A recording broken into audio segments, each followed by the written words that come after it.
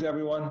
This is the International Council for Small Business, and this is Ayman El-Tarabishi, Executive Director of Icsb, and I am delighted to announce a new webinar today titled Entrepreneurship and the Youth of Egypt, a Global Best Practice. I would like to first introduce Ms. Shoroke Zedan, is the Executive Director of the Technical and Vocational Education and Training Reform Program, TVET Egypt. The TVET program is a nationwide initiative co-founded by the government of Egypt and the European Union, operating across Egypt's 27 governorates. The program's mandate is to enhance Egypt's socio-economic environment through the reform and the development of Egypt's most valuable resource, which is its human capital. Her principal tasks have been often involved in coordinating between partners and guiding and leading the integration of the program on a larger scale, which focus on the systematic intervention using suitable and applicable methods. The title of the session is really Entrepreneurship and the Youth of Egypt, a Global Best Practice. And if you look at the title carefully, we're really focusing on the youth, but how to integrate the youth into Egypt and actually as a best practice. And I am delighted to have Shoroke with us here, an Icsb partner, and she's been with us for the Icsb World Congress in Egypt and many different conferences. We're delighted to see you back again here. Shoroke, if you want to open up the slides for a slideshow, and the floor is yours. Thank you, Ayman. Thank you very much for this introduction. It's always good to do some collaboration with Icsb. I hope that everyone is staying at home and staying safe, and I want to wish everyone, all the Muslim community, Ramadan, blessed Ramadan during this hard time. It's probably the hardest Ramadan anyone has been through, because Ramadan is all about socializing as well as the spiritual aspects of it, but hopefully it will pass and will be good for everybody. So as you said, that this program has been launched by the government of Egypt and the European Union, and the main purpose of the program has really been about how can we reform the largest sector where the majority of... I need to stop you. Can you minimize your participants list from the screen, because it's in the middle of the screen? Yep. Better? Perfect. Go ahead. Okay. Me and technology, we just don't match. Anyways, so how do we reform this sector? How can we get the youth within the sector? You're talking about over 60% of youth, they enroll into technical and vocational education here in Egypt. How do we support them? How can we bring them closer to become the labor that is required in today's economy across varied sectors? How do we make sure that we are really integrating all sorts of activities that focus on life skills, not just the technical aspect of their vocational education and training. And so a very important perspective that we have been focusing on for the past couple of years has been entrepreneurship and innovation education. And we decided to put a lot of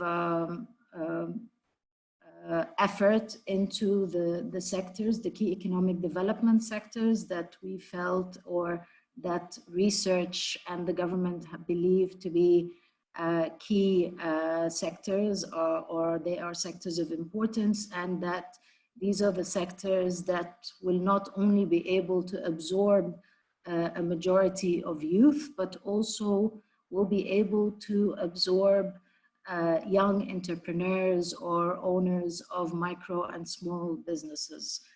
The entrepreneurship and innovation initiative that we have been looking at for the last couple of years has been a collective effort between all the different development partners, not just us. It has, we have had a lot of work done with the ILO, with USAID, with GIZ, and UNIDO, and many other entities, of course, and Icsb as well, and Gen Egypt. Whereby it's not just a curriculum that we're trying to develop and to get formalized into the education track, but also a curriculum that is alive and always, there's always room for improvement, where it's also supported by different and extracurricular activities. As you mentioned, when we talk about 27 governorates, Egypt is very unique in the sense that every governorate focuses on its own set of economic priorities. And while the curriculum is a unified curriculum, however, the activities that have been taking place with these young people have been focusing on what are the economic priorities within these governorates or within their local communities. So I will not go into a lot of details about how things have been for the past 2 years, but let me tell you that there are major milestones that have taken place since September 2019, such as having entrepreneurship and innovation formalized as a key topic area or a key specialization, whereby or mandatory class, whereby students undergo for the 3 years of their TVET learning. And this is a big milestone because you are talking about 1.2 million youth that will be getting the different life skill sets that entrepreneurship and innovation is offering to those that enter this track. We don't focus really about the aspect of how you can establish your own micro enterprise or small business, but rather we focus on how can you serve your community better? How can you look at certain problems and start working towards solving these problems as a community rather than as individuals? And this has been going on very well. Today we have over 80,000 youth that have undergone the first year of entrepreneurship and innovation. And it's not just in the pre-universities or technical education schools, but also in technology colleges or institutes whereby students are able to continue their learning or lifelong learning pathway. This, of course, has also initiated the fact that the life skills are us taking this a step further and looking at the informal sector in the sense that we have several grants that focus on young women, especially young women in agricultural areas that support their families through small businesses.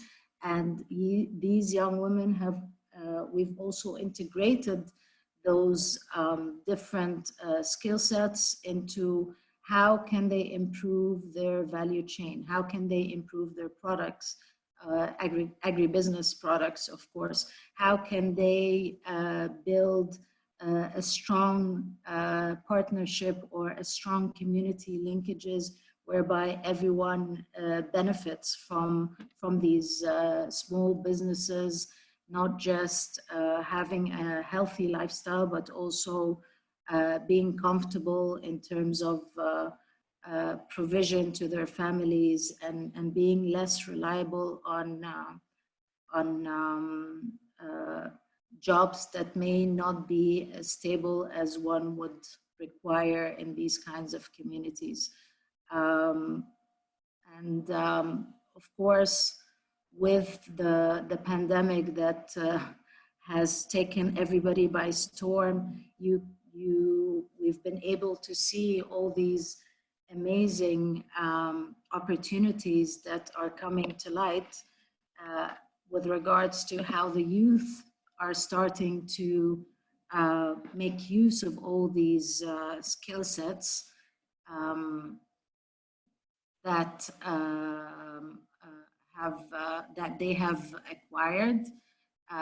These kinds of skill sets have been made use, whereby, for example, because the hospitality sector is one of those key sectors, and food is of great importance to us as a Middle Eastern community, you see all these students have come up with amazing videos and tutorials, and use the use of social media to help and assist the formal sector and the students who are about to undergo their exams online or whatever, using these kinds of videos and tutorials. You have young people who have recently been employed in the hospitality sector, however, because of the pandemic, are no longer able to continue working for the time being,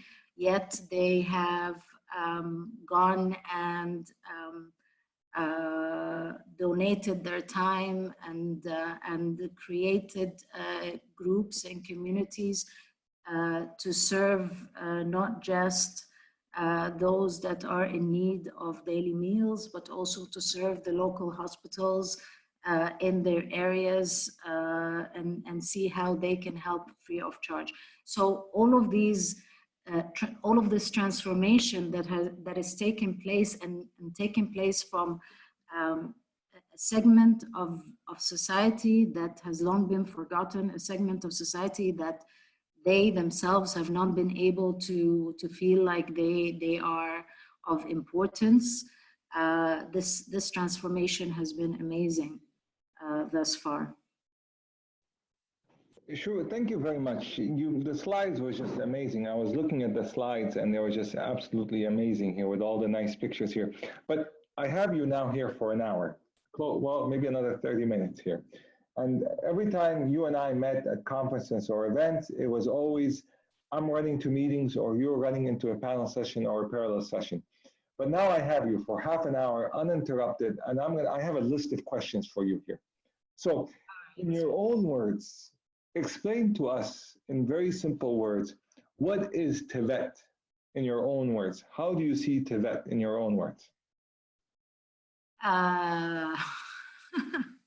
Well, I see TVET as, at the moment, I think that this is the golden opportunity for many economies that are similar to Egypt to make use of those young people within the TVET track and help support the economy as it gets back to its feet.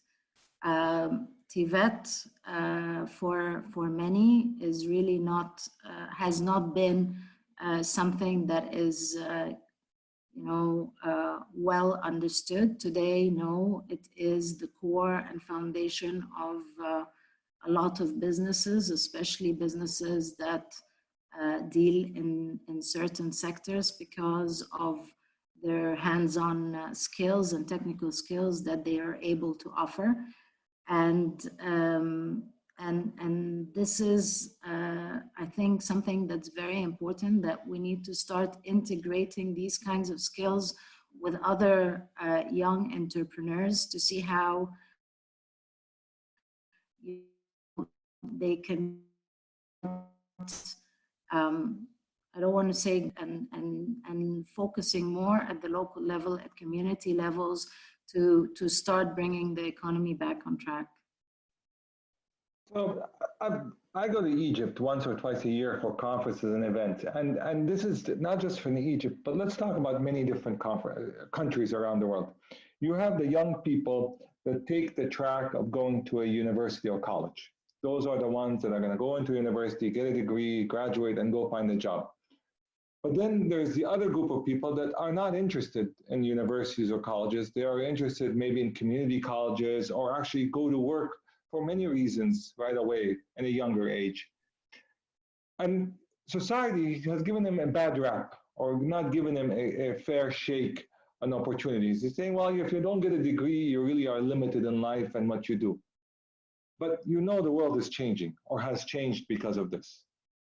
What's your message to these young people that didn't go the college track, but now from the pictures we saw, they look passionate, they look happy, they look engaged? Tell me about those young people. You meet them day in, day out. Tell me who they are and how they think and behave. A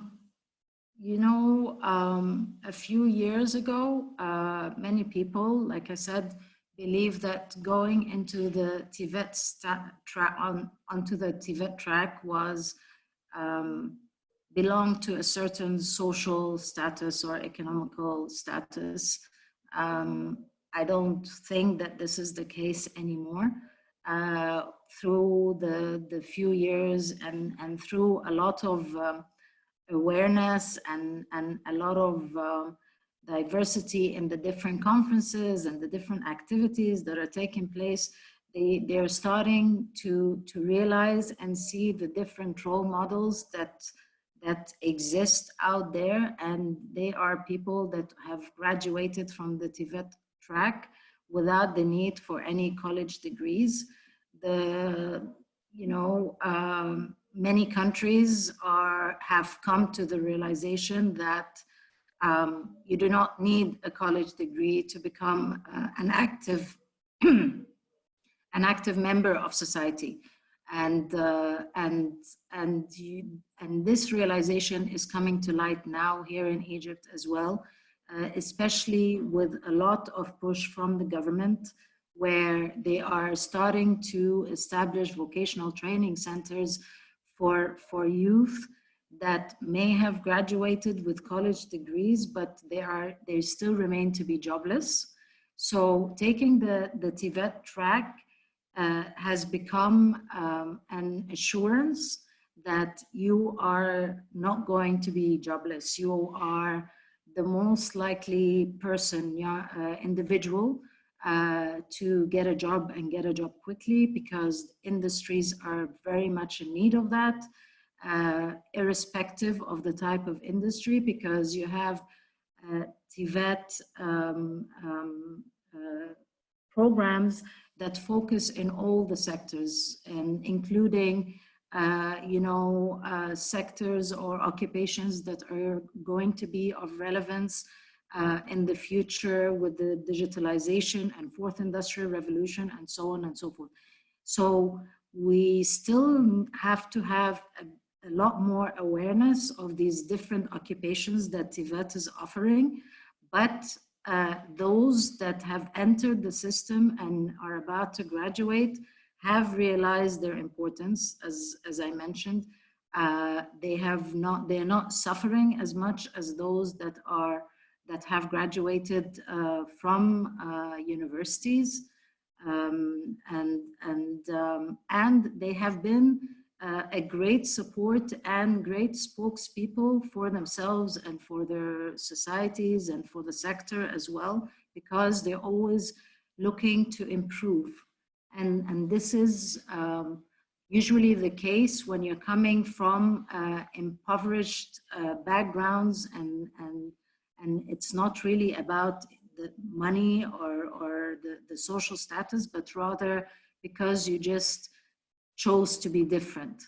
And so this is a change that is happening, and it's going to be taking place. So for a lot of countries that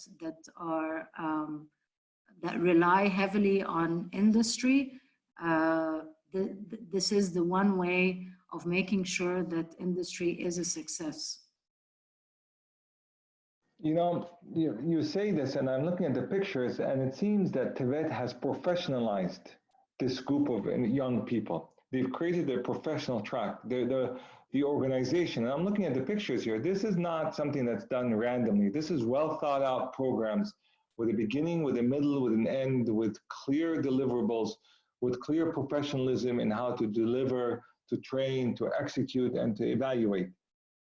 This changes the game, if you may. Absolutely. I think that one of the other things that we have been doing with the TVET sector has been career guidance.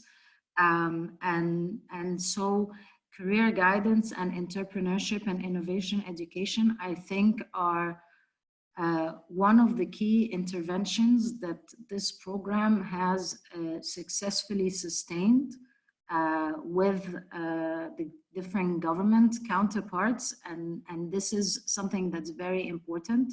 So when you sustain something as, you know, as creative as looking at entrepreneurship from an educational perspective, rather than, you know, this is a track towards having your own private business, it makes people become more aware. Because with that, you have changed a lot of the curriculums that are being offered in technical education and vocational education. And these curriculums, like I said, they are more focused on occupations that are required today.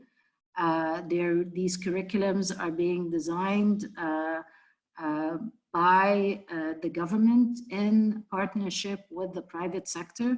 So it's very, very targeted in terms of the skill sets that the private sector is looking to have.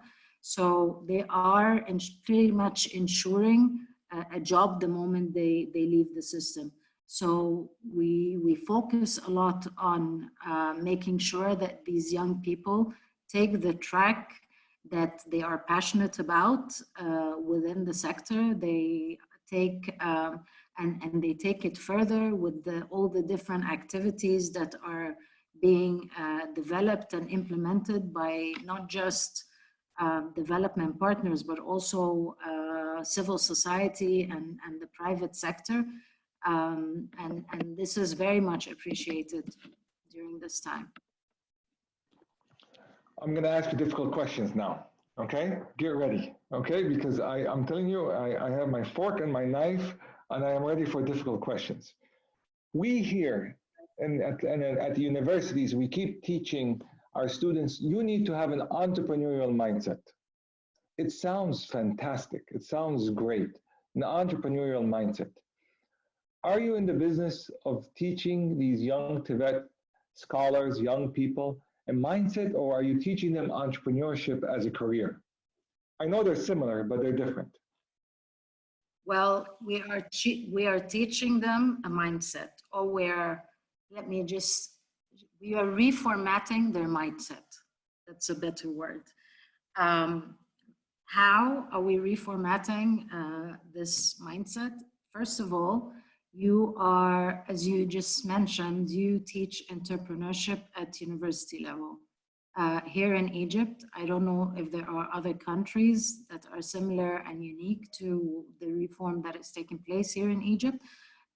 They are integrating entrepreneurship and innovation, the mindset of entrepreneurship and innovation in terms of being creative with the tools that you're gaining and the technicalities that you learn throughout the years, as early as the age of 15 and 16.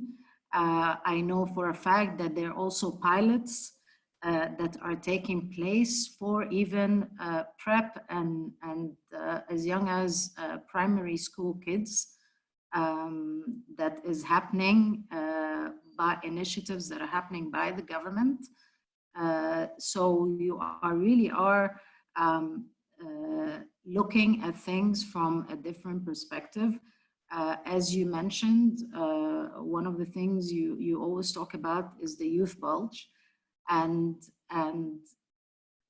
everyone is aware of that, and everyone is very much focused as to how, you know, we're going to meet our SDG goals, given, you know, all these different circumstances. So you can't really keep on just teaching entrepreneurship in a manner of speaking that just focuses on you creating your own business, because that it doesn't really happen, and especially for the TVET sector.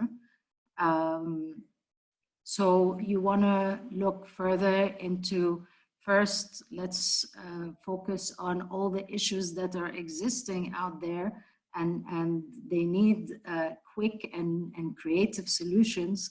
And in order to have that, you need to have those,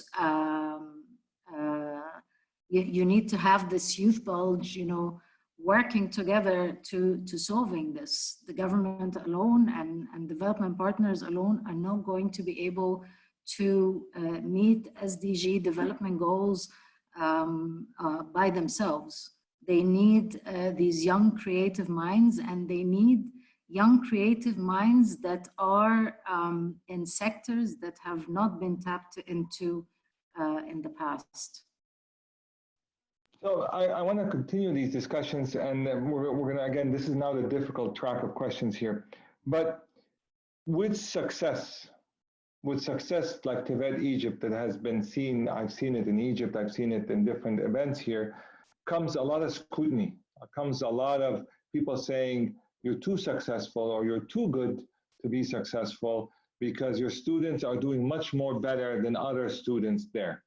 Right? That's normal. That's just life in general. When you're successful, people will want to say, why are you too successful? But how do you ensure that the soul, the identity of TVET is open access to all the young people, and it remains that nimble, organic, from the heart program that made these young students be so passionate? How would you address that? Well, I think this is the uniqueness of this program, because it's a national program. It doesn't just focus on a set number of schools or a set number of technical institutes. On the contrary, it focuses on the system as a whole. We focus on making sure that every ministry has an established cadre of trainers and of teachers who are just as aware of the importance of entrepreneurship education. So we're not just training them to deliver the curriculums to the students. No, we are also changing their mindset as well. We change their mindset by providing internships, for example, with the private sector, so that they're able to see and start being creative in the way they will be delivering the curriculums that are being developed. And as I mentioned earlier, when you find that the government is very much set on these reform and this change, so they have formalized entrepreneurship and innovation, and it's not an alternative subject that you take in school. On the contrary, this is a subject like math and languages, and there are other technical subjects that they are taking, and they have to have a passing grade in. They have to deliver projects that are of relevance to their skill sets and of relevance to their specialization. So you cannot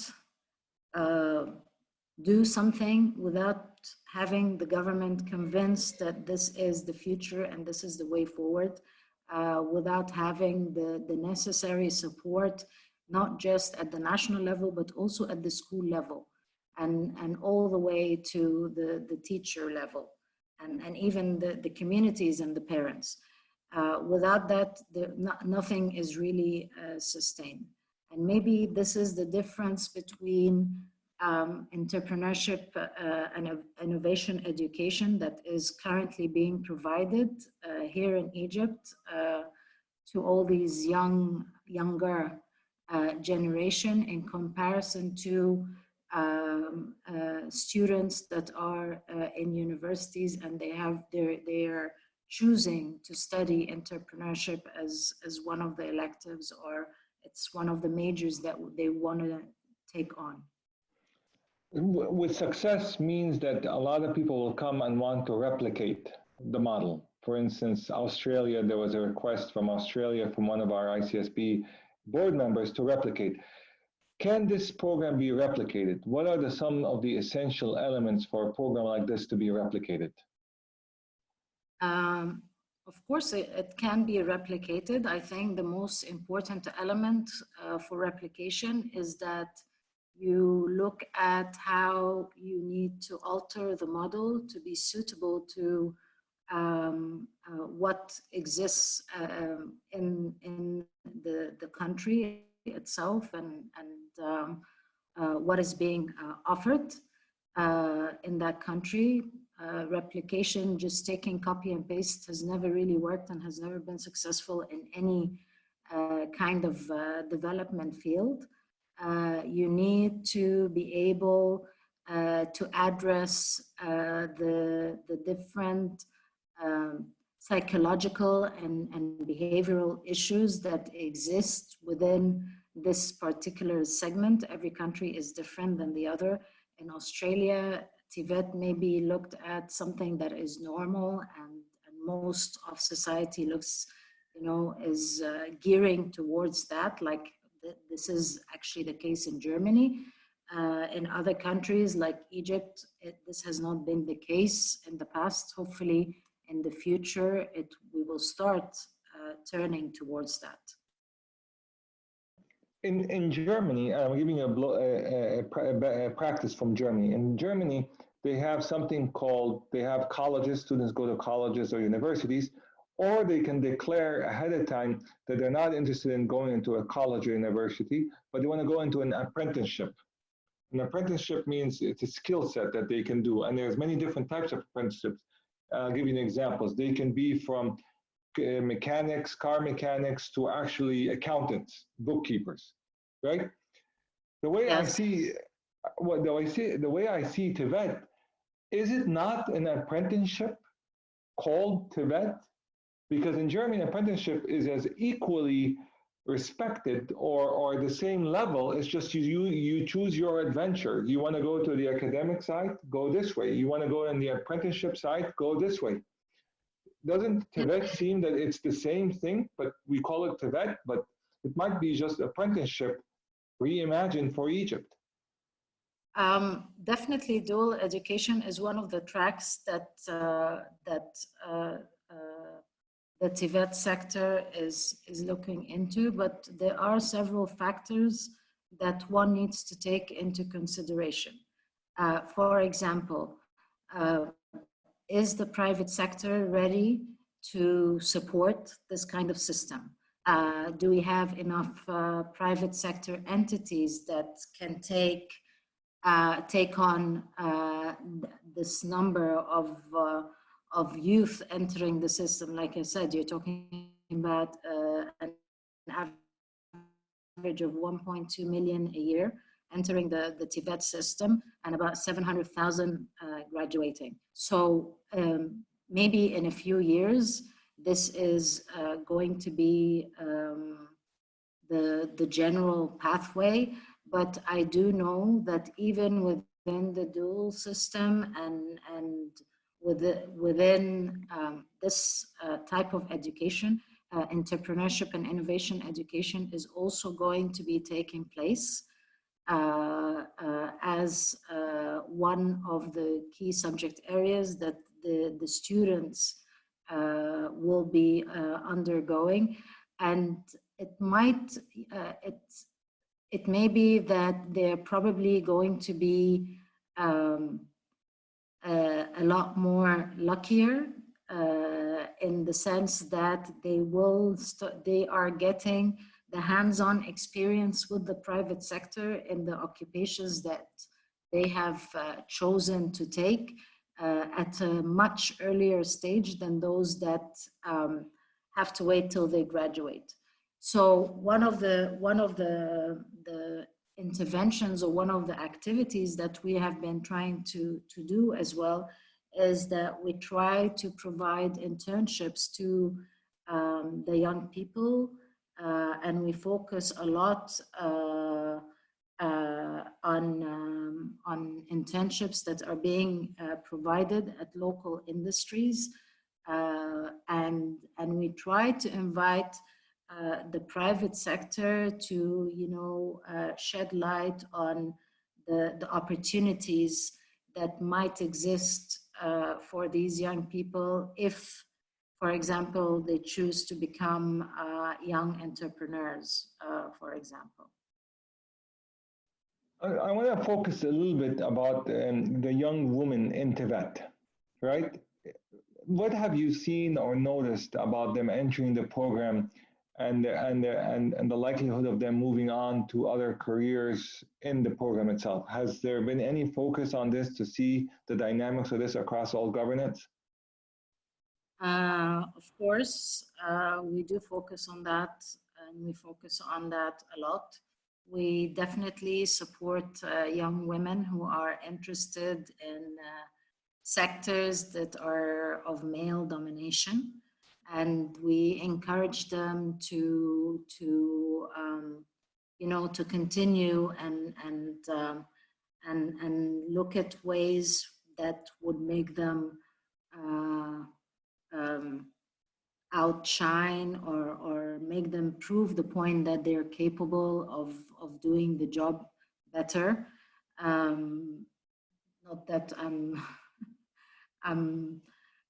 nothing with regards to the males are great and everything, but like I said, it's just, this is a cultural perspective. So you have all these young girls who are coming up with these amazing projects, and they're being very, very creative, and in communities that are very, how shall I say it,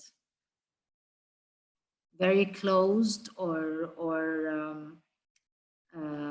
they do not believe that girls should be working in these types of sectors, and so we try as much as possible to link these girls with other female entrepreneurs or young business women, so that they can be better supported. We try to work with the communities to raise more awareness in terms of social behavior, that how the young boys and girls deal with each other as colleagues, rather than one is superior over the other.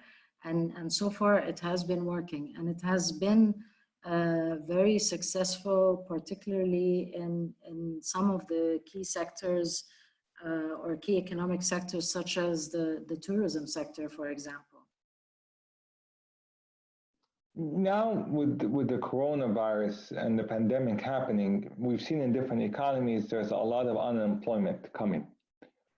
Now, predictably, or you assume that some of these issues may carry over in Egypt. We hope it doesn't, but it may. So then there will be a lot of stress on the system to hire more people. Do you see an impact happening on Tibet because there's a lot of potentially unemployment in the foreseeable future because of this pandemic? And what actions are you all taking to make sure that your program doesn't get affected because of the general crisis?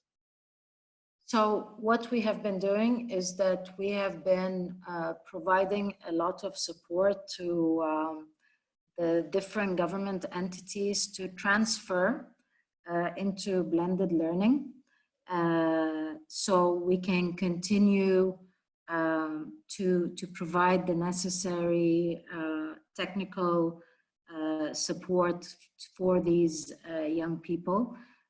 We have been highlighting a lot of the self-initiatives that have been taking place by these young people.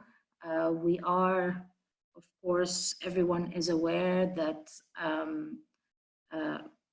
following this pandemic, there's going to be a lot of issues in terms of employment. But again, you also have to bear in mind that Egypt is one of the countries where the informal labor is very, very high. And so there will be more use for the informal labor. There will be more use for the young people that are graduating from technical and vocational education. We have to start looking at different occupations in different sectors that are arising due to this pandemic. We have to look at we have to take into consideration other aspects that that are required for us to raise awareness among those young people, like, for example, health education or certain steps towards hygiene. And of course, like I said, that it's important to focus on delivery at local level. This may have not been the case for quite some time, but we have to focus at the local level. We have to focus on how can we support in the establishment of micro and small businesses to help support the bigger businesses and start localizing and making use of these young people. So there's going to be a lot of review in terms of, there needs to be a lot of review in terms of policy, in terms of what is the kind of financial support that the government is willing to provide to these young people who may not be of the normal criteria, or who do not necessarily fit the normal criteria in order to get some kind of loan to start their own business. Let me open up for the questions from attendees here. One question that comes here says, what industries does TVET focus on with its students mainly? Do you have a specific set of industries, or are they more broad? We focus on a lot of industries. Like I said, we focus on the tourism sector. We focus on industrial engineering, such as food processing and ready-made garments, on renewable energy, automotive. We focus on ICT, and we are also going to be engaging in specifics within, for example, the agricultural sector. This is also another sector or industry that we focus in. But engaging in subsectors such as water management and solid waste management, biogas and biotechnology, and things that are going to be of relevance in the coming period. This question is a little bit more specific here, and it's a difficult one. Are you ready? Right here. So this is, I call this as a very sharp question here.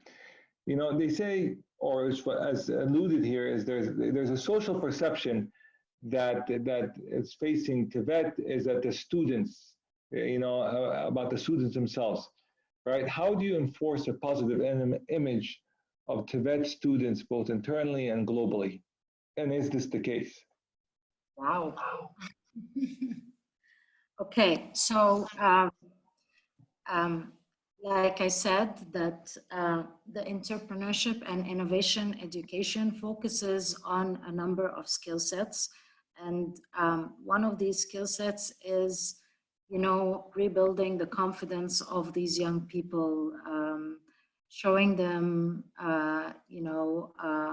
that they are unique in their own way, and providing, you know, all the different elements through extracurricular activities that would help them communicate their ideas forward, or communicate or voice their opinions across the board. So this is one of the things that we have been doing, is that we have also been supporting these young kids in participating in different international conferences and international competitions across the world.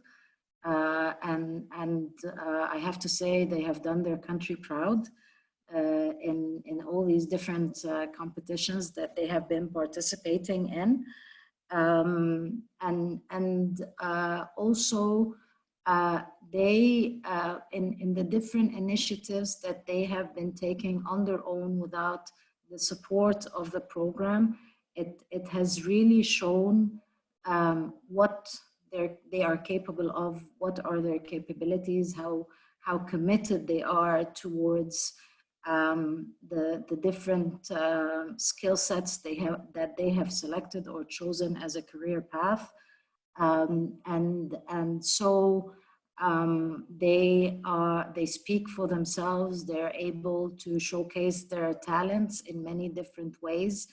When we undergo different social perception activities with the different ministries and with the government, we always make sure that the lead is taken by these young people, that it is them that is showcasing the advantages of being a technical education student.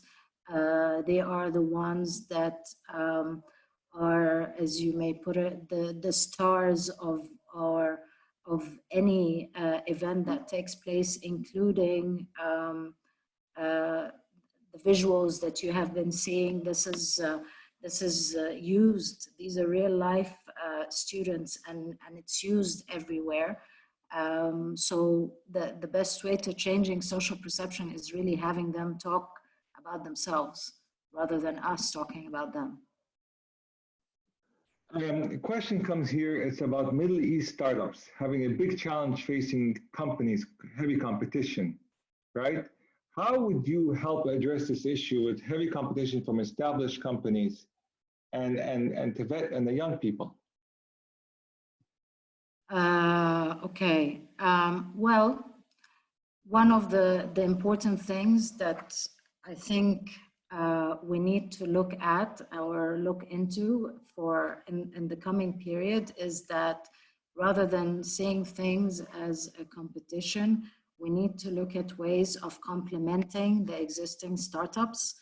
We're not, I think it has become very, very clear, and statistics have proven that every time we do a startup similar to the other, it does not really work well. So we have to always embed this concept of how do we support or complement each other, and in terms of startups, also, if there are ideas that are out there similar to what already exists, nothing at all, forbids creative partnerships, and this is one of the things that we are pushing forward in the coming period, hopefully very soon, once we are able to have more human interaction, whereby we are encouraging partnerships between TVET students and university students to instill this whole concept of complementarity and the different gains that each young person can have from the other, from the different backgrounds. We have a nice note, and it's coming from Kenya, and I'll read it to you because we're getting close to the end here, but you'll like this note. It's been said that TVET, which refers to the technical and vocational education and training, is meant to equip high school graduates who do not qualify to the university education or who wish not to go with technical and professional skills required for socio-economic and industrial development. This is good for Egypt. Kenya and other African countries who are faced with ever-increasing youth unemployment, hence TVET enables them to help the youth generate employment. I'm just wondering, here's the question, I'm just wondering, what strategies has Egypt been using to motivate the youth to take up TVET education or to this type of education, given that modern youth prefer technical courses? Okay, Kenya is very close to my heart because I grew up in Kenya, I think that it's a bit different in Egypt. In the past, usually one would take the TVET track if they were not doing very well in their prep years. This is one aspect. The other was due to the different social conditions that they were and backgrounds that they are coming from.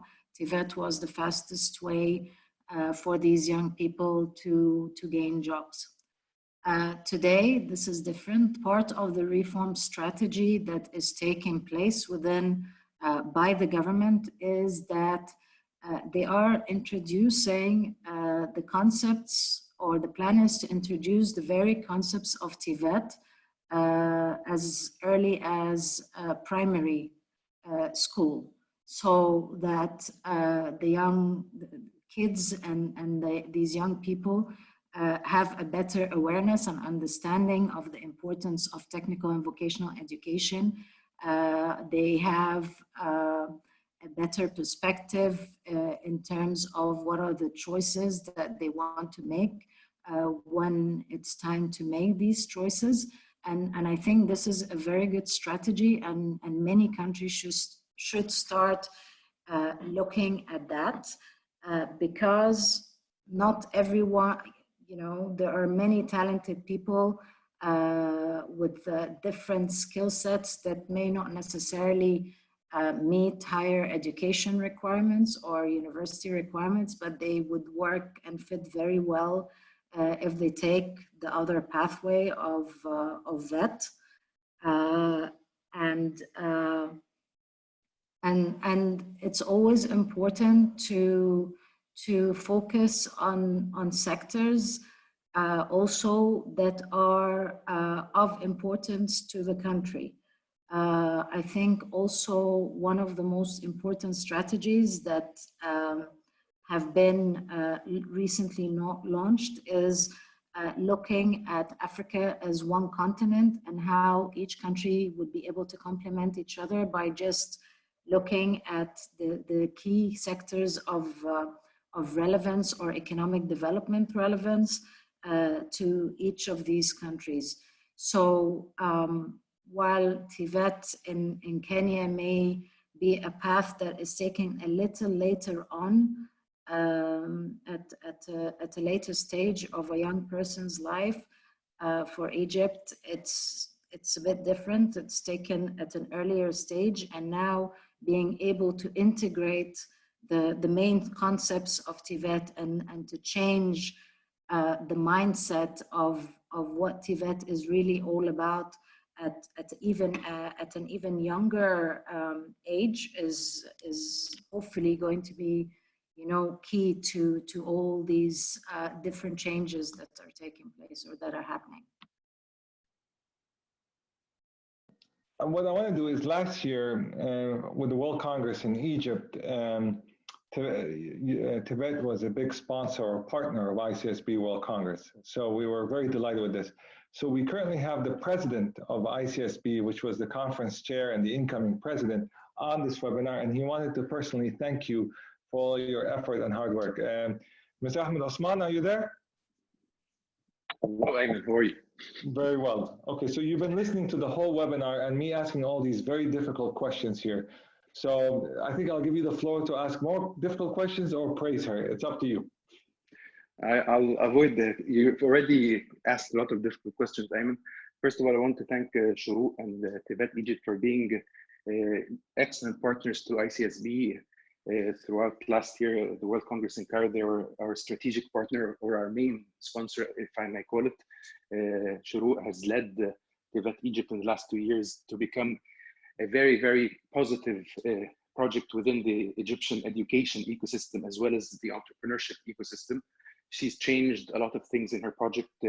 She has a great team that are very, very dedicated in what they do, and very passionate as well about the TVET, for TVET students. I've seen excellent transformation of students over the past 2 years studying through the TVET system. We're seeing them compete nationally in national startup competitions and attend different conferences and forums, whether in Egypt or abroad. And I think, Shoroke, you've done a great job, well done. And on behalf of ICSB and the board, and obviously Ayman, I'd like to thank you for being a great partner, and thank you for this webinar. It was very, very informative. Thank you. Thank you very much, Ahmed. Thank you. So last question here, Shoroke here, and I always ask these people before we end the webinar here, what's the future like? And don't talk about TVET. I wanna ask about you. How do you see the future personally? What's your big plans? And I see the smile. That means there's trouble ahead. So please tell us. What is the future like? I really do hope that the next year and a half, I think that we're going to see a lot of changes taking place, especially in terms of policies. We're going to see a lot of linkages to the labor market, and not just labor markets that are local, but also labor markets that are, for example, in neighboring in EU states or EU countries, and we are going to also see more unity within Africa and across the different countries. How we can all share varied best practices and lessons learned from what has happened during this pandemic, and how we can be better prepared for anything and any kind of crisis that may be that might come and suddenly, take the world and take the globe by storm. Hopefully, I think that communities are going to be more appreciative of local businesses and the establishment of local businesses, because of, if we have learned anything during this pandemic, we have learned that there are a lot of small businesses out there and young entrepreneurs out there that have done an amazing job in terms of support for the sake of support, because everyone has realized that things cannot just continue the way they are or the way they have been. So I hope that more local development and more local businesses will start appearing, just focusing on their communities more than anything else. I'm just curious here. This is the last question here, I promise. How did you evaluate the participation of TVET students at the ICSB World Congress? Because we brought Ahmed Osman here. How did they do in fair? I was very proud. I was extremely surprised at their interactivity, not just during the sessions of the Congress, but also during the ICSB Academy. I see that, for example, one of the questions was referring to language and other skills. Of course, language is something very important, but this is one of the great aspects of TVET, that they have been in very hard situations, that they have been able to overcome language barriers regardless, and they have learned a lot from the different interactions that they have had. every year we are seeing changes in even the different types of projects that are being submitted to NAWEA, the National Entrepreneurship Competition that is done on an annual basis, and the feedback that you get from the audience and the feedback that you get from the judges and the stakeholders is just incredible. You really cannot imagine that such creativity can come out from these young students. So it's been a great partnership, and hopefully we will continue and move forward together, inshallah. Thank you. Thank you so much for an excellent webinar. This has been absolutely just fantastic. Very difficult questions I asked, but at the same time, they're very relevant. And on the same cusp as this, I want to announce tomorrow's webinar, and that's why President Ahmed Osman is always on here, is we go from the youth, but we also look at small businesses. So the title of tomorrow's webinar, which is the same time here, is A New Dawn for MSMEs and Startups.